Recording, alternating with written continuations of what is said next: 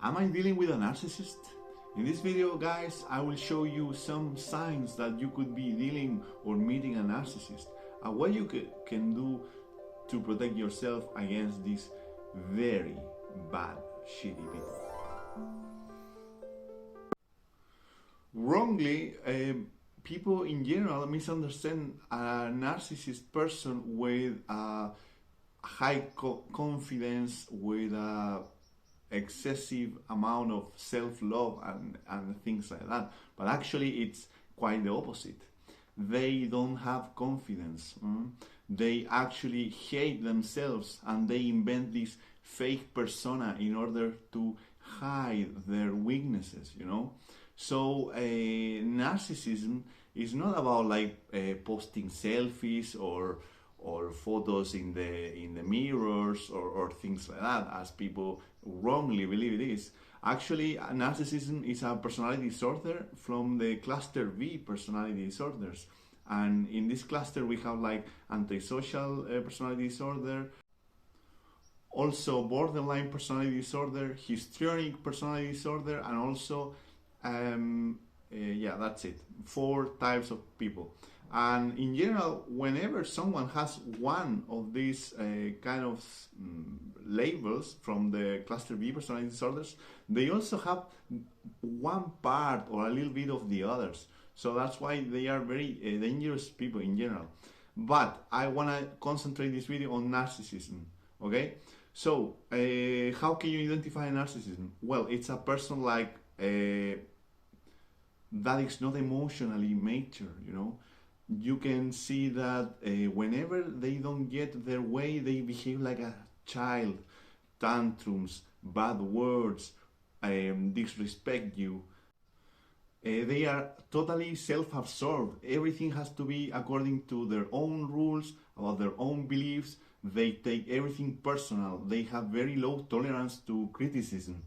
And actually, they really enjoy and thrive in chaos. That's why, for example, when you believe that your partner or your friend is a narcissistic person, they will always making some trouble, a problem out of a glass of water for very small things that civilized people who are like emotionally mature will never do in this kind of things, you know.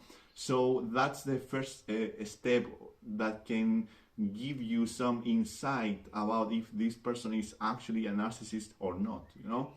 And basically, when you are involved romantically, you can see the nature of these people, because probably you have like friends who are narcissists, but you will never know that for the simple reason that you're not close enough to them to see like their true persona, you know. But when you're intimate with a narcissistic person or a person that you believe that they are narcissist, you will go through three basic steps in the abusive cycle. The first step is like the idolization, also called love bombing. In the love bombing stage, they will treat you like you are your soulmate. They are your soulmate. And they will say things like, "Oh, I never met someone like you.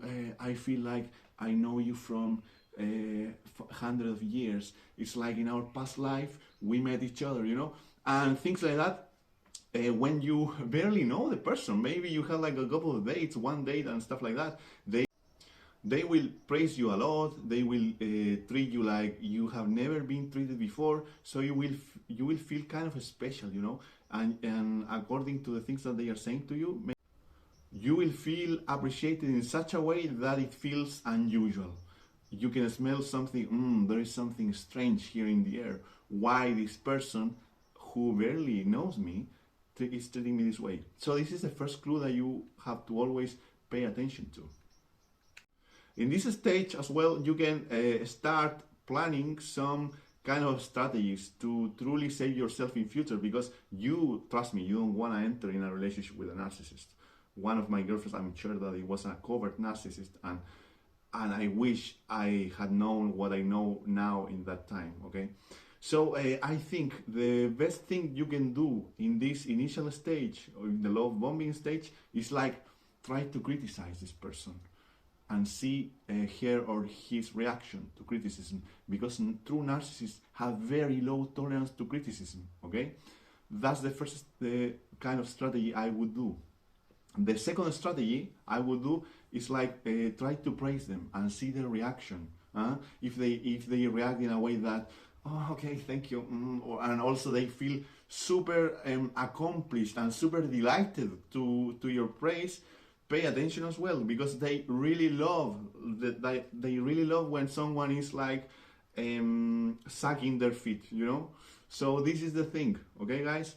See the reaction to negative kind of statements like criticism, and also to positive kind of statements, okay, and see what happens, okay. And another kind of test that you can do in this stage is like telling them something very very nice that happened to you, or something that it is really admirable about the things that you have accomplished maybe, and see their reaction. If you can see through their eyes and see like some kind of flame there of envy, okay, be very careful there, because narcissist people are very envious, and they hate when the others are thriving and they are like in their sack of shit like always, because these people are very miserable. They are never satisfied, never happy, even though perhaps apparently they look successful and stuff like that, okay. Another very important thing that you must understand about narcissistic people is like they are not necessarily outgoing, you know, because there are two branches of narcissism. The first one is the overt narcissist, which is obvious, is grandiose. He or she wants to be exposed, you know, the center of attention. But we also have the covert narcissist, who's kind of more reserved. It's like more timid, you know, and they don't want to be that exposed for some reason. And I think this kind of narcissist person is by far the most dangerous one, because it's really difficult to spot. You can see sometimes quite easy when someone is over narcissist, because they are always trying to look better than the rest, you know. They look down to others like nothing. But the covert narcissist basically is like a wolf in a sheep's clothing. So you have to be really careful, okay? So in love bombing stage, you basically will see a lot of very maybe too much good feedback towards you, and it will feel kind of suspicious. The second stage in the narcissist abuse cycle is like devaluation. And in the devaluation stage, they basically start treating you badly. They will maybe treat you very poorly. They will be inconsistent. Now you will be chasing the love that you receive in the love bombing stage, for the simple reason that they were training you all the time to get used to it. And now you are kind of chasing the person that you first met. You are like wondering in your mind, like, where is the so awesome and cute person that I met in the beginning? And you, with your savior complex, you are trying to rescue this fake persona that they showed you in the beginning. When they were like super loving towards you, they will complimenting you all the time, you know. So this is the thing, okay? And in the devaluation stage, basically, they will realize that you are a normal person, that you are not perfect, because we are humans, man. And in that moment, they will start treating you like shit, like garbage, okay? And another sign in the devaluation stage is like you are in a position that you feel like we're walking on eggshells, because whatever you say or whatever you ask, the way that you talk, you are kind of concerned about the reaction of this very toxic person, you know. So you are like always trying to be extra careful about the words that you're going to say. And if you feel like you're walking on eggshells, there is a high probability that you are dealing with a narcissistic person, okay? So this is about the devaluation stage. And also we have the following stage, it's like the discard. You will be discarded as a piece of garbage, because probably they got another person to parasite, you know, emotionally parasite the other person, and you are no longer the glooming person that you were in the beginning, because you are totally dried because of this emotional sucking activity that they do, because they are vampires, you know. So they probably change you for another person who's like better in their eyes, you know, someone who has like more resources to suck on, you know. So this is it. Don't be surprised if they ghost you at the end. It is very common. Or if they break up suddenly because they found another person. And also, these kind of narcissistic people are highly unfaithful, you know. So maybe they are very loving to you, but they are talking with hundreds of other options, you know. So they are always trying to parasite a better option in their eyes, you know.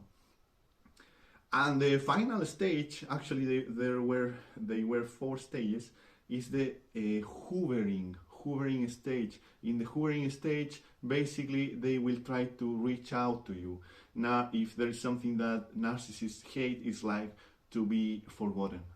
They will probably call you or text you that I missed you after a while, you know, or maybe I was too foolish, forgive me and give me another chance, because probably now the supply that they got, it wasn't that good as they thought, you know, and they never want to lose options, you know.